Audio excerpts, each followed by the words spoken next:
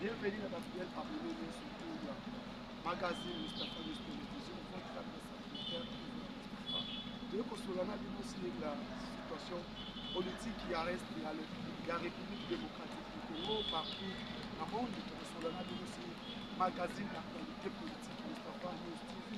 Abonnez-vous, partagez, likez l'émission pour ça nous sommes malades au monde. Dans le Congo, congolais. Mbote na bino susu parce que vous avez évolué pour vous continuer pour la Nanaï. Vous pouvez continuer pour vous attendre pour s'abonner sur notre chaîne Mustapha Télévision. Nous sommes au moins aujourd'hui 907 abonnés. Tout cela est fort comme partager, tout apporter votre émission et pour faire la mission malade. Mini. Et pour cela, sujet, qu'est-ce qui se passe entre Vital Kamerhe et le chef de l'État parce que tout le monde est de Vital Kamerhe a isolé la loi politique ya président Félix Tshisekedi. Parmi les autres ce qui est arrivé par le général Padir. Général Padir au Azali, général Yabawazale, au niveau ya Sud Kivu. Donc on est capable de développer l'actualité du jour. Qu'est-ce qui se passe vraiment réellement dans le cadre de la République démocratique du Congo? Parmi les points, Tokosola Lelo Yangwana. Tokosola sur le président de la République et par rapport à ses alliés politiques de l'Union sacrée, Tom est un peu pour développer l'actualité place Wana. Pour s'abonner, pour partager, pour liker la émission. Bandeko na ngai ba congolais nini ekomeli président nini ekomeli Vital Kamerhe. Est-ce que réellement vrai Vital Kamerhe azwaka frais de fonctionnement na Assemblée nationale te? Parce que tomoni ete Vital Kamerhe aleki na émission na plénière na kati ya perchoir ya Assemblée nationale qu'il dirige. Vital Kamerhe a yebisi biso soki azo convoqué ma plénière te, il est fatigué na commission de la papier.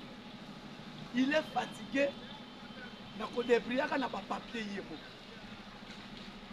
Ba komi ko débrier ba papier bango moko. Le gouvernement o eza censé ya kopesa bango ba frais de fonctionnement. Alors, il est hier à votre frais de fonctionnement. Frais de fonctionnement et communauté. Aza fatigué, n'a pas débrouillé par moi comme mission de la papier. Des places de communication un peu pour faire dans l'élo, tout sur la par rapport des sorties médiatiques. Il y a président, il y a Assemblée nationale. L'honorable président Vital Kamerhe n'a pas dit naïe. Sur Makambo Etali, ma frais de fonctionnement, sur Makambo Etali était ligne budgétaire, il y a Assemblée nationale. Est-ce que réellement vrai? Moi, je suis un Doudou Fouamba. Est-ce que la frais de fonctionnement? Est-ce que réellement vrai? Bazo pesa bango ba frais de fonctionnement, paiement exact, c'est ça en fait au parler. Si je parle de leur salaire, ça n'a rien à voir avec les frais de fonctionnement. Est-ce que le ministère des Finances est en retard de la frais de fonctionnement de l'Assemblée nationale? Est-ce que le ministère des Finances a-t-il de l'Assemblée nationale frais de fonctionnement? Il est fatigué.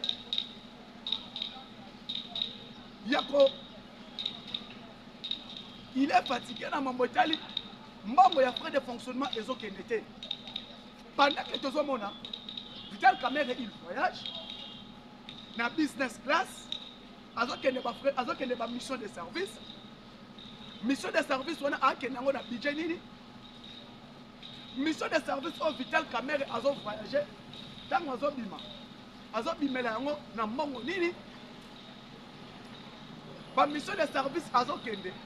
C'est par rapport à frais de fonctionnement au ba pesa ye. To ye moko azo mbongo ya poche na ye, azo mi faut la pona ba frais d'émission. Donc Premier vice-président de l'Assemblée nationale, il voyage dans la business class. Yemoko, a voyagé dans la business class. Il voyage avec sa femme, ses enfants. C'est bon, pas qu'il y ait ma mission de service. Quand il part dans ma mission de service, il part avec toute sa famille. A kenena bananaye, na mwasi naye, même na babon naye. A kena mbongo nini, c'est les frais de mission. Parce que na ba frais de mission, frais de fonctionnement au bâtiment de l'Assemblée nationale. C'est là où il prend des frais de mission. Il y a un voyage au Akena, c'est les frais diplomatiques. Tout le monde a sa vie. Par rapport à la mission de service, à la Mbongoni, à Kena Mbongoni, na Mbongo au Bazo Koloué, pour frais de fonctionnement, il y a l'Assemblée nationale. Et aujourd'hui, Vital Kamerhe sort dans perchoir l'Assemblée nationale pour dire aux Congolais et à la communauté internationale du monde que l'Assemblée nationale est un frais de fonctionnement. Le gouvernement ne donne pas les frais de fonctionnement de l'Assemblée nationale. Le ministre des Finances, c'est Doudou Fouamba. Chaque mois, a-t-il des frais de fonctionnement dans l'Assemblée nationale? L'Assemblée nationale qui est la deuxième institution du pays. Est-ce que c'est vraiment parce qu'on a continué de frais de fonctionnement? Est-ce que vraiment offre Kamerhe à lobby? Quand il parle dans ma moitié de frais de fonctionnement, je regrette. Ce n'est pas Vital Kamerhe qui doit dire ça. Bah, quand on a mis sa frais de fonctionnement dans le ministère, mais pas dans l'institution comme l'Assemblée nationale. Ministre de la Finance, qui gère les finances de la République, a connu comme ça le retard et continue de frais de fonctionnement de la primature, mais pas dans l'Assemblée nationale. Parce que tu as tel communiqué officiel. Il y a le ministère de la Finance, alors il y a un retard. Il y a continue de frais de fonctionnement dans l'Assemblée nationale. L'Assemblée nationale est un frais de fonctionnement réellement chaque mois. Doudou Fouamba a dit ça. Doudou Fouamba a dit ça. Communiqué officiel de la Finance. Il y a le ministère de la Finance. Bazan a retard, il y a frais de fonctionnement dans l'Assemblée nationale. Et quand lui disent que Bazan fatigué, na commission de la papier, il dit quoi? Il y a un Congolais les lots. Lobby congolais, nous sommes en parlement, il y a un papier duplicateur. Donc, il y a la Vital Kamerhe. Il y a un bic, donc il y a la Vital Kamerhe. Parce que le but est que non, Bazan a papier, Bazan a bic. La fourniture du bureau, tu le membres. Et si quand on m'a communiqué, il y a le ministère de la Finance qui dit Bazan a retardé, il y a un budget alloué à l'Assemblée nationale. A expliqué Bisso. A chaque budget wapi. Donc comme commission mais na papier na mbongo na Bisso. Kamerhe ne parle pas. Kamerhe cherche l'augmentation et enveloppe louée à l'Assemblée nationale. C'est ça. Aluka augmentation et enveloppe louée dans l'Assemblée nationale. Aluka Tekenini, papa ça a frais de fonctionnement chaque mois. Le ministère de la Finance envoie les frais de fonctionnement chaque mois. Il cherche maintenant l'augmentation du budget alloué dans l'Assemblée nationale. Donc, Bazana Keto Moko, n'est pas mati si salaire il y a pas soda. Réellement ça. Le problème n'est que le salaire à Basoda est solde des militaires et mati, solde des policiers et mati. Mais je vais regretter. Parce que Kamerhe Azozanga, Mawa, Yabandekone Yawalou. Pendant que nous cherchons le fonds, donc nous avons moyen alloué pour ramener, mettre fin avec la guerre à l'Est. Donc nous avons Makoki. Donc nous avons Mongo effort de guerre par rapport à la situation dans l'Est. Lui cherche les frais de fonctionnement. Pendant que ngai na bino tozo luka mbongo poto luka tos pona effort de guerre congolais ne tozo luka ba moyen to luka mosolo pona effort de guerre to bunda pona bitumba esila to bunda bitumba pona to maximiser solde ya ba militaire ne to makisi prime de guerre to luka makoki et monana peut permettre biso to pacifier bitumba to silisa bitumba na est mais caméra télé na assemblée nationale azoluka frais de fonctionnement aluka mbongo ya frais de fonctionnement et mat pendant que le président a déterminé ya kochapa moyen na armée pour to silisa bitumba pendant que caméra lève le ton concernant les frais de concernant l'enveloppe allouée dans Mambotali frais de fonctionnement. Frais de fonctionnement. Il y a pas de azolobila, alu que la bisonne frais de fonctionnement. Ah, mbokol. Et frais de fonctionnement au azoluka. Alu ko budgétiser mbongo na ye pona candidature na ye ya 2028. Alu ka budgétiser mosolo na ye pona ko préparer candidature na ye ya élection na 2028.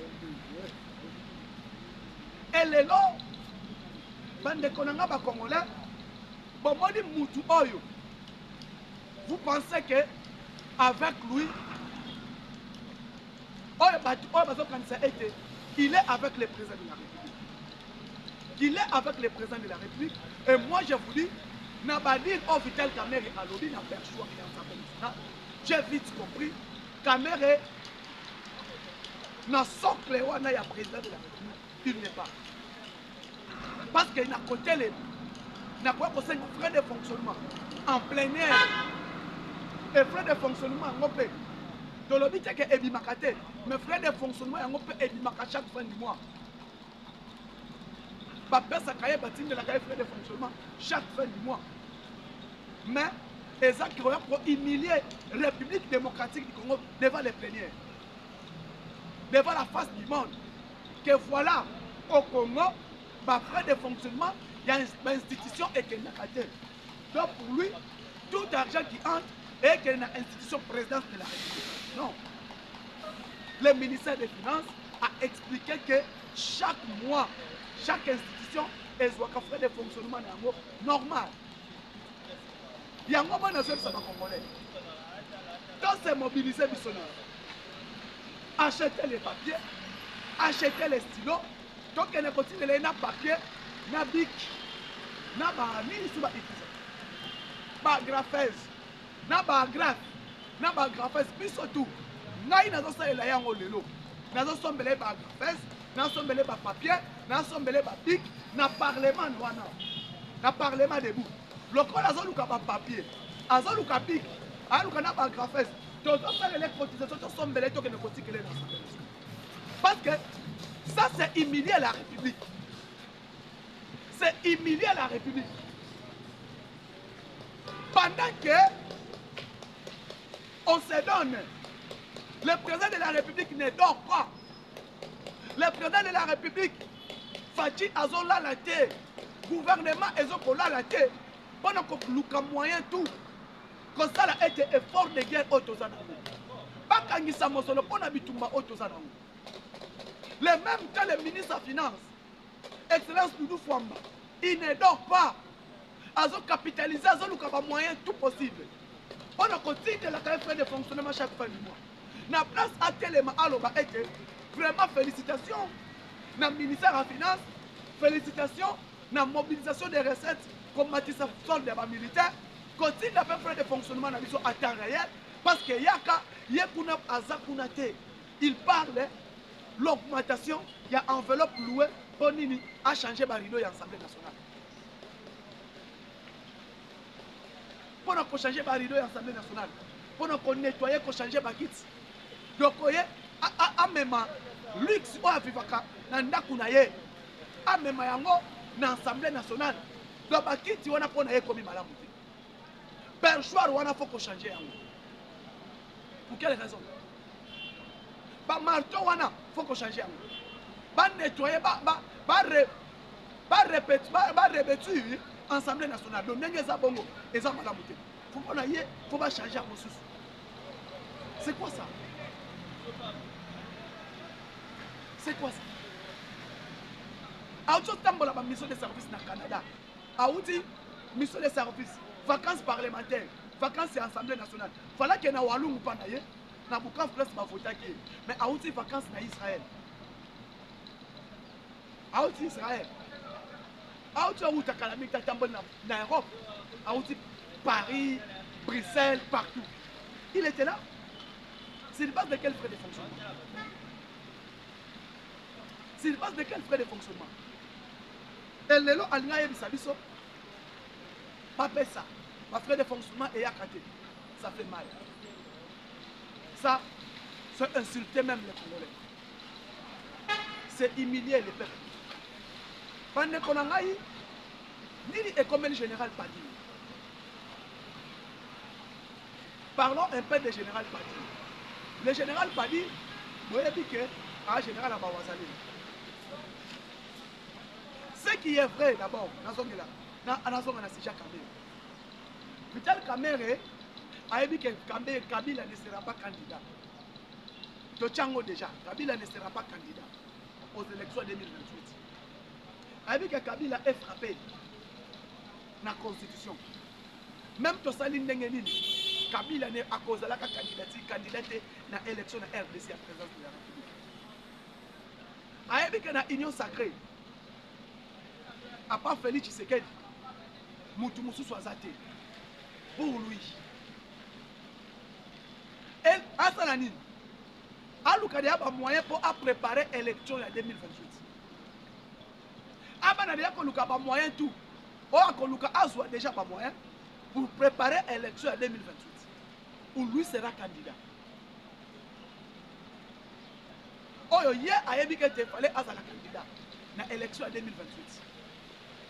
Et nous avons dit ça va Congolais. Kabila, Kamere, hormis na Bukavu, na Walungu, na Sidi Kivu, et Congo est à 2006. Ce qui a été 2006, 2011, au Abata Batunakata territoire na Walungu, Abata Batunakata Sidi Kivu. Il pense que ça va revenir en 2028 à Mirosi. Na Sidi Kivu d'abord Kamere n'est pas populaire. Na Sidi Kivu, sauf que na Sidi Kivu, Vital Kamere n'est pas populaire na Sidi Kivu. Donc na Sidi Kivu, donc na territoire à Mwenga, Kamere n'est pas populaire na Mwenga. Donc na Walungu lelo, place Bitumbeza, Kamere n'est pas populaire. Sauf que na Bukavu, je ne pense pas. Na Uvira, toi na Gisaro, toi na Bitakwira, sont des gens qui sont populaires. Na Uvira, bato ba populaire, na Uvira eza Alexis Gisaro, toi na Justin Bitakwira. Eza bangonde bazaka populaire na niveau Uvira. So toke na Bukavu, écoute à partir mususu ba bato barati, IDPS est à peine à bato belé na niveau Bukavu. Parce que Bukavu est un centre-ville de Bounel. Alors, hier, hormis dans Sidi Kivu, Nord Kivu Kamere n'est pas populaire. Or, vous savez que non, dans Nord Kivu Vital Kamere n'est pas populaire. Donc, au moment où il y a un peu Kamere est isolé dans le cercle du président de la République. Kamere, pour le moment, il est isolé dans le cercle du chef de l'État. Dans le cercle wana, Kamere Aza. Vous allez déjà comprendre. Kamere a banni bras de fer en 2025. Avec Fatih. Azui tenté à quoi bisabiso. Tout ça, la ligne pour Nabituma Est. Pour lui, négocier. Pour Vital Kamere, allons négocier. Concernant l'effort de guerre à Zate, tant qu'il n'est pas négocié, n'a pas nani, n'a pas rondé. Tant qu'il n'est pas négocié, n'a pas rondé. Et malheureusement, les lots, on a quoi bisabino ba congolais. Na cercle wana, lokola zati. Et les lots sikoyo, les Congolais, vous allez comprendre pourquoi Kamere ne fait pas partie de cercle, na carré magique qui a présent Félix. Batunaye ba aloba déjà que 2028 c'est Kamere. Na 2025 on va aloba c'est Kamere. Na situation nini, na état nini on mboka ezali. Parce que les lots obisonné sur les Congolais, il fallait objectif na bisonné sur les alliés de chercher tous les moyens de se bitumba au ezana biso na est. De faire tout pour faire échec dans l'insécurité au ezana est. Et la priorité à ma Congolais. Mais priorité à Vital Kamere, et ça va passer un bon papier. Priorité à Vital Kamere, et ça va passer un bon pic. Priorité à Vital Kamere, et ça va passer un bon à changer ma quitte à l'Assemblée nationale. Sa priorité, c'est lui, c'est les papiers, les stylos, pendant que Bazoum Bakayama. Est-ce que Vital Kamere est vraiment Assemblée nationale ou est-ce que papier? Est-ce que l'Assemblée nationale on a les lots et qu'on a un pic à couper? Mais quand il y a l'anniversaire Kamere à celle pour moi dans les Soraya Kamere. Soraya Piana Kamere. Pas où tu vas fêter l'anniversaire. Parce que ça, les enfants adoptifs, quand il y a l'anniversaire Soraya Piana Kamere à Sali. Quand il y a l'anniversaire Wana. Quand il y a l'anniversaire Wana. Lui qui soit l'anniversaire, il y a Soraya Piana Kamere. Vous allez comprendre sur cet anniversaire que budget est mis dans l'anniversaire. Oui, papa n'est pas bon. Papa n'a grand star, mais je ne pense pas que non. Azar pas que vous sa papa Kamere, il y a un anniversaire. Que Kamere n'est pas bien, si on approche. Parce que bon, on a comme ça, moi, que non. Moi, je vais fêter l'anniversaire, parce que vous offrez les enfants. Anniversaire, ils veulent fêter. Mais, comment on dit comment on fêter anniversaire en américaine? Soraya Piana Kamere. Anniversaire on a fêté. Il y a moi dans la Kamere. Et les lots, pour vous dire, Assemblée nationale Bazoua Kambongo chaque mois. Mais pour démontrer, Bazoua Kambongo chaque mois. Frais de fonctionnement équilibré. Ce qui coûte du président Félix Tshisekedi a ordonné, ministre des Finances, après sa gouverneur, il y a 100 millions de dollars. Pour ça, la banzela a vu la Kinshasa. Pe banzela ezo salé. Tomoni yango effort ya gouvernement, na effort ya gouverneur de la ville. Les 100 millions donnés, les routes, bazo ko sala yango. Et maintenant, institutions comme Assemblée nationale, elles ont frais de fonctionnement. Ça c'est humilié Tshisekedi. C'est humilié Tshisekedi. C'est humilié Tshisekedi. Le lot, Bako Sabinoté, l'Assemblée nationale, Bazoua frais de fonctionnement à temps réel. Et Vital Kamere a commis pour elle Sabinoté que non, autre Zouakate, les communs. Yami Balé Bande Konanga Congolais. Le général Padir, au hasard général à Bawazalé. Après interpellation générale Padir, Nini est comme lié. Parce que Bitumba est à niveau ya Mwenga, est à niveau Walou, est à niveau Kabamba, Kabare, est à niveau ya Shabunda. Tout le monde va Wazalendo, il faut Basali, il faut Bapundi, Bazaki déterminés. Ils étaient déterminés pour mettre fin à Bitumba, le niveau ya Walou, le niveau Mwenga, le niveau Kabamba. En train de niveau ya Kavumu, tout le monde qui est congolais au niveau ACP. Que les Wazalendo va aussi reporter un niveau aéroport ya Kavumu. L'équipération à l'aéroport à Kavumu est détermination à Bango. Tout le monde, ils ont interpellé le général Padi. Après interpellation du général Padi, tout le monde, Steve Wemby, première personne à communiquer. Dans le compte Twitter, Steve Wemby qui part, on a interpellé le général Padi, on a arrêté le général Padi. Le général Padi, au hasard, il y a un général, il y a un Wazalé. Il est la grade du général-major. Interpellation à Yé. Et pourquoi l'arrêter? Parce que pour Bayoka na demiab. Bayoka na demiab na renseignement militaire par rapport à la situation où ils ont les Canada Est. Par rapport à la situation où ils ont les Canada Est, pendant que tu es dans situation dans l'état, il a cessé les faits. Le président de la République va interpeller le général Padi Ayaki. Le général Padi n'est pas aux arrêts. Babenga qui est pour Bayokaye. Babenga qui est général Padi pour Bayokaye. Non pour l'arrêter. Mais tout le monde était le communiqué Bato Balobi, on est bimi dans les réseaux sociaux. Qu'on a arrêté le général Padi, Bakangiye, c'est pas faux, c'est pas vrai. C'est pour susciter l'intention militaire. Tu as vu Rwanda niveau de fonctionnement. Tu as vu fonctionnement, il y a armée numérique et Rwanda. Niveau O Ekendelaka. Tu as vu le Kuta au Rwanda à Salakanamo. Formal au Rwanda à Salaka. Sur tous les plans. Pour déstabiliser la République démocratique du Congo à niveau communicationnel. Et les gens ont informé. Nous avons dit que les Congolais, sachez-le bien, les Ouazalendo ne sont pas aux arrêts. Le général Padir n'est pas aux arrêts. Le général Padir, pas benga qui est dans l'enseignement militaire, par rapport, il y a évolution, il y a terrain. Par rapport à parce que c'est lui qui coordonne, c'est lui qui contrôle les Bawazalendo. Il y a Bawazalendo dans le terrain.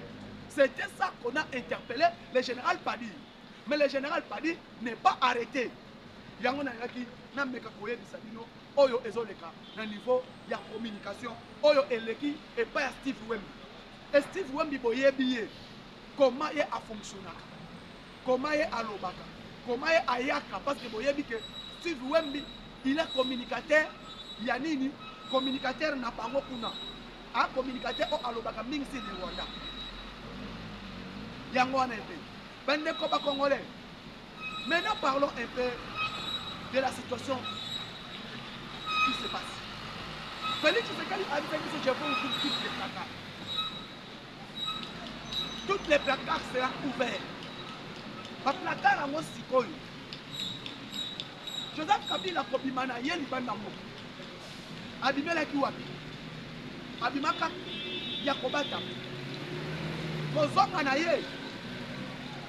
A cause de l'année, balobi, oh bango balobi. Tout ce qui se dit, oh elobami, les retours de Kabila, les retours de Kabila, les retours de Kabila. Évolution sur le terrain. Il y a habituellement. Comment est-ce que les Ouazalendo pas déterminer comment armer la mission des alliés? Par placard au Fongola, aux arrêts de Monique à la terre, vous allez voir que niveau au Batubako Kangama, niveau au Batubako Kangama, et les gens vont dire Tshisekedi est méchant, Tshisekedi est mauvais. Parce que le président Félix Tshisekedi, à l'Obaki Ango, a négocié Kanaba M23. Mais tout le monde, au niveau de Doha, Babengi ba M23. Et Babengi Nani, Babengi Bertrand Bissy moi, Namakengi. Namoko, il y a chef de la renseignement militaire.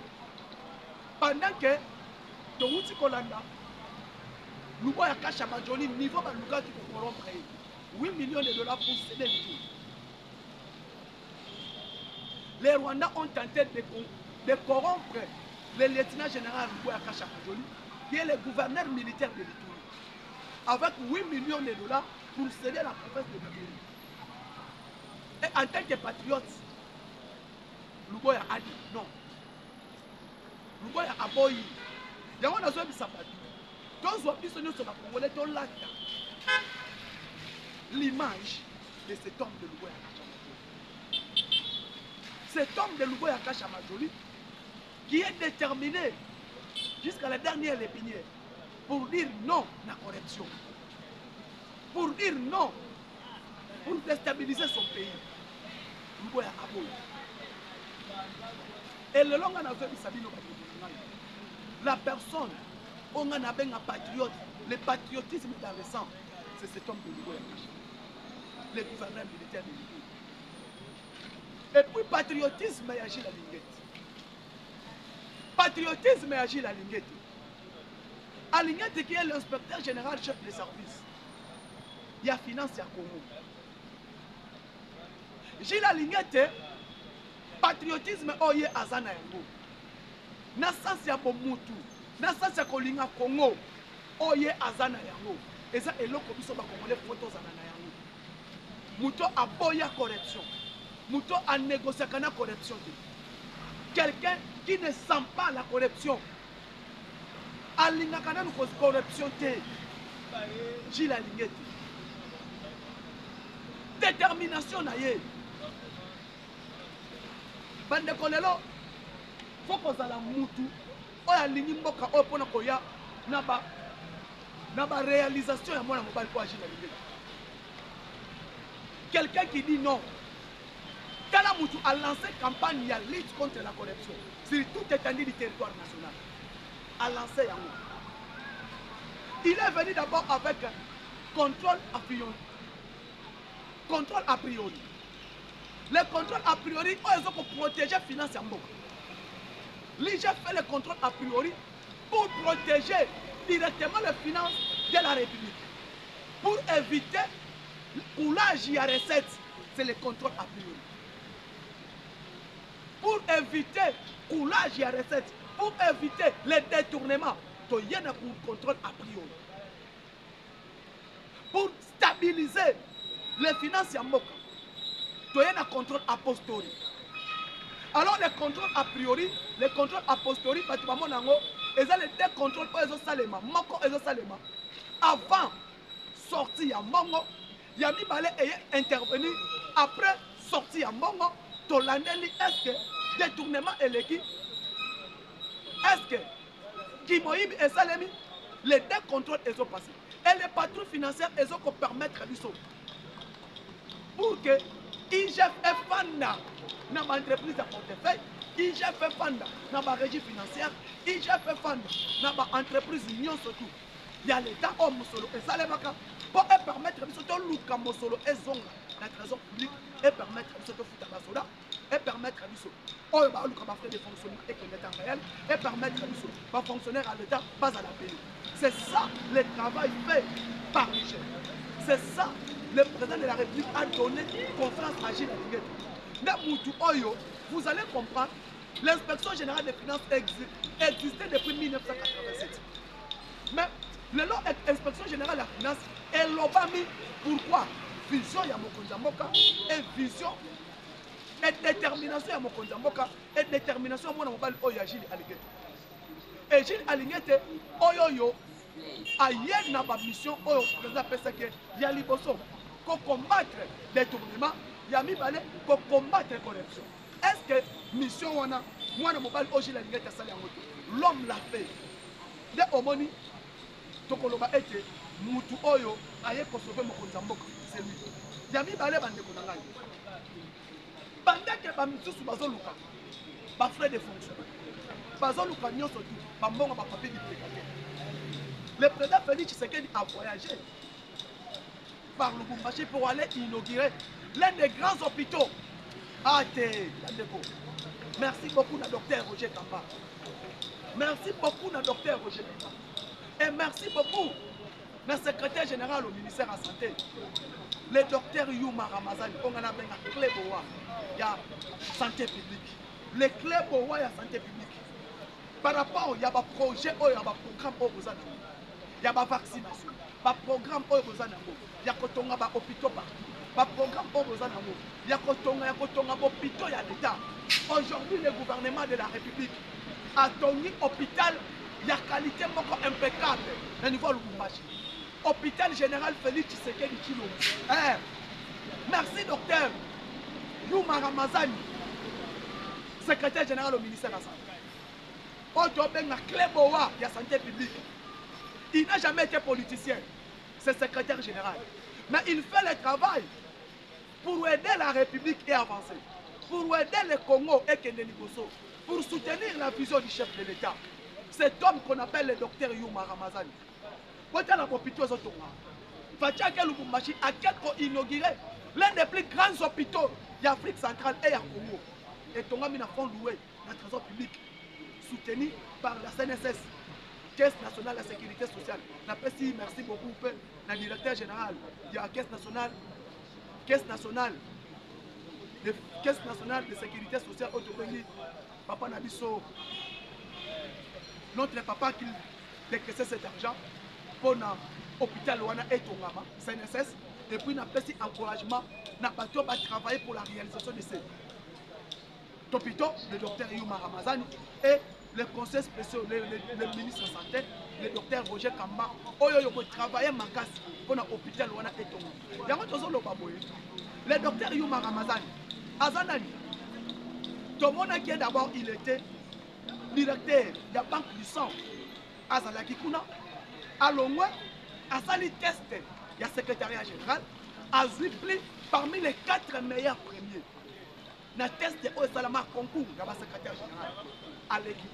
Mais, tout le monde pour combattre Yuma Ramazani à Longwe. Mais le tout le monde, Aza représenté Congo dans plus de 25 pays, 22 pays.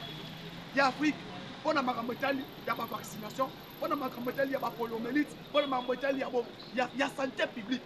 Et les locaux comme on a pas de 145 territoires, na branche Otobengi, phase Otobengi à Maramotali santé, tout le monde par hôpital et Tongami comment le docteur Yuma a qui mobilisé, a qui déterminé pour l'hôpital on a réalisé.